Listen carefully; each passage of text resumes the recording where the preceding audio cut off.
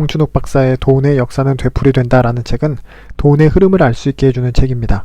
환율이 오르거나 내리는 현상, 주가가 오르거나 내리는 현상 등 돈과 관련된 흐름들을 정리해 놓았다고 볼 수 있습니다.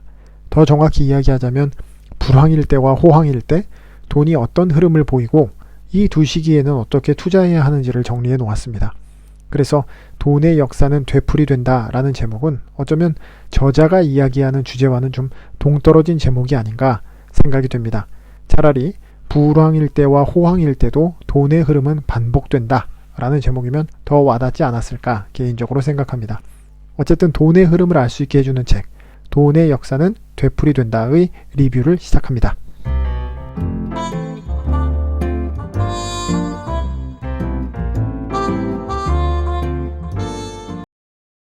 저자는 부동산 시장이든 주식 시장이든 채권 시장이든 다양한 자산 시장에서 돈은 어떻게 정해진 흐름을 타고 움직이며 이 흐름을 파악하기 위해 투자자는 성실한 준비를 해야 한다고 말합니다. 그래서 각 자산 시장들에서 나타나는 폭락 징후와 상승 징후들을 독자들에게 이야기해 줍니다. 먼저 부동산 시장입니다. 저자는 부동산 시장에 진입하기 좋은 첫 번째 징후로서 부동산 경매의 낙찰률에 주목합니다. 낙찰률이 떨어지는 때가 부동산 투자를 해야 할 적기라고 본 것이죠. 그래서 전국의 주거용 부동산 낙찰률이 70%나 서울 지역의 부동산 낙찰률이 80% 또는 그 이하로 떨어지는 현상에 주목해야 한다고 말합니다. 낙찰되는 부동산이 적어지면 경매 가격도 자연스럽게 하락하기 때문입니다. 두 번째로는 미분양되는 주택이 줄어들 때입니다. 공급 과잉일 때보다 공급 과잉의 압력이 줄어들기 시작할 때 투자를 시작해야 한다는 것이죠. 세 번째로는 주택시장 부양 정책이 시행되는 때입니다. 정부에서 내놓는 부동산 대책들, 단순히 부동산 가격을 잡는 정책이 아니라 재건축 연한이 단축되거나 임대주택 의무 비율 완화 등과 같은 주택시장을 활성화시키기 위한 정책에 집중해야 한다고 말합니다. 저자는 우리나라의 부동산 시장이 일본처럼 장기 불황으로 진입할 가능성에 대해 그럴 가능성이 낮다고 보고 있습니다. 저자는 이 근거를 일본의 부동산 시장에서 찾았습니다. 실제로 일본의 부동산 시장은 평균적으로 1991년부터 26년 연속 하락했지만 도쿄나 오사카 등 대도시의 부동산 가격은 오히려 상승했다는 겁니다. 우리나라도 여러 요인에 의해 전국 평균은 감소할지 모르나 서울이나 대도시의 부동산 시장은 장기 불황에 빠지지는 않을 것이라고 보는 것이죠. 그래서 저자는 독자들에게 부동산 투자에도 여전히 좋은 기회가 있을 수 있다며 적절한 투자 기회를 포착해야 한다고 조언합니다. 돈은 흐름을 타고 불황과 호황을 오갑니다. 요즘처럼 불황에는 돈의 흐름이 어떻게 흐를까요? 저자는 불황 속에서도 가치가 상승하는 자산이 있다고 강조합니다. 그리고 그중 하나로 미국 국채를 이야기합니다.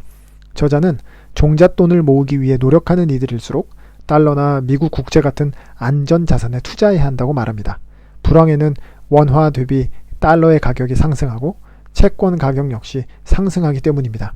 그래서 경기가 좋을 때, 즉 달러의 가격이 하락했을 때 달러 자산에 투자해 놓거나 미국 국채를 매입해 놓고 불황이 찾아올 때 가격이 상승한 달러를 원화로 바꾸거나 국채에 투자된 자금을 회수하여 불황에 저평가된 국내 자산을 매입한다면 일석이조의 효과를 볼 수 있을 겁니다. 그런데 저자는 한국의 주식시장에 투자하기를 추천하지 않습니다.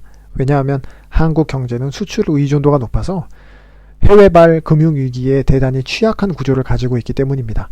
또 한국증권거래소에 상장된 기업의 주식들 중 높은 배당 수익률을 찾아보기가 힘들기 때문입니다. 배당으로 얻는 수익이 적고 한국 주식처럼 급등락을 반복하는 주식시장은 그다지 매력적이지 않습니다. 차라리 한국 주식의 100% 투자보다는 해외 주식, 해외 채권에 분산 투자를 하는 편이 위험도를 낮출 수 있는 방편이라고 조언합니다. 그렇다면 한국 주식시장에 상장되어 있는 주식들 중 우량 주식에 투자하면 괜찮지 않을까 하는 질문에도 저자는 같은 조언을 합니다. 현재 우량주로 평가받는 주식이 5년 뒤에도 우량주로 남아있으면 다행이지만 시장에서 기업이 이익을 보지 못하고 쇠락한다면 현재의 우량주도 후에는 우량주가 아닐 수 있습니다. 어쨌거나 저자는 불확실성이 가득한 투자 세계에서 투자금을 미국 등 선진국으로 분산하고 미국 국채 같은 달러 자산에 대한 투자 비중을 늘릴 것을 조언합니다. 경제는 호황기에 접어들었다가 반드시 불황기를 만납니다. 호황기에서 불황기로 접어드는 신호는 어떻게 찾을 수 있을까요? 저자는 대부분의 경제 전문가들이 경제를 낙관하는 걸 경계합니다. 왜냐하면 낙관적인 경제 전망 속에서 사람들은 소비를 더 많이 하고 시중 금리가 높아질 것이기 때문입니다.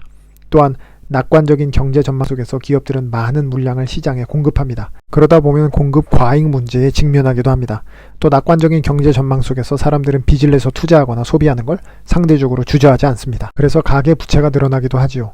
그런데 늘어나는 가계 부채보다 더 주시해야 할 것은 연체율입니다.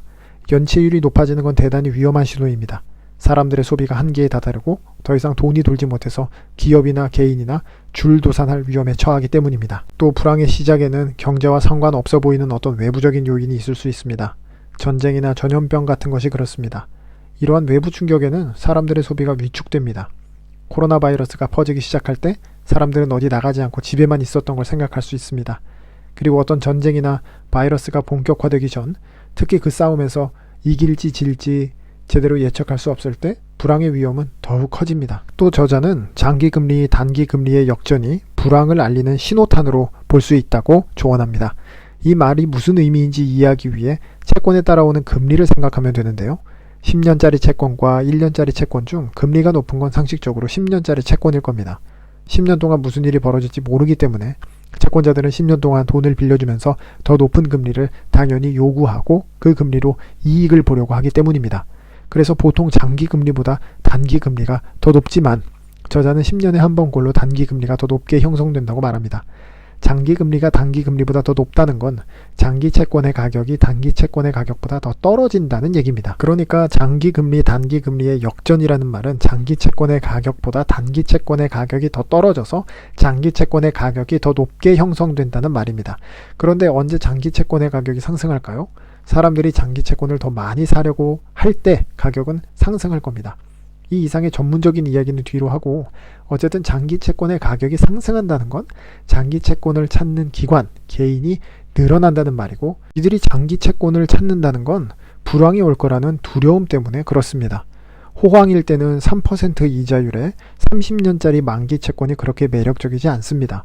왜냐하면 다른 곳에 돈을 돌리면 더 많은 이익을 30년보다 이른 시기에 낼 수 있기 때문이죠.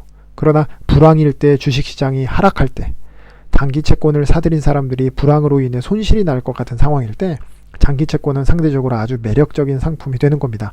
그래서 장기 채권을 사는 사람들이 많아지고 가격은 오르는 것이죠. 그래서 저자는 장기 단기 금리의 차이를 보면서 달러, 미국 국채 같은 안전자산 투자의 비율을 높이고 다시 호황일 때는 안전자산의 비중을 줄이고 저평가된 주식, 부동산에 투자하는 게 좋다고 조언합니다. 불황기에 주가가 폭락할 때 저자는 우량한 성장주를 매수할 타이밍이라고 조언합니다.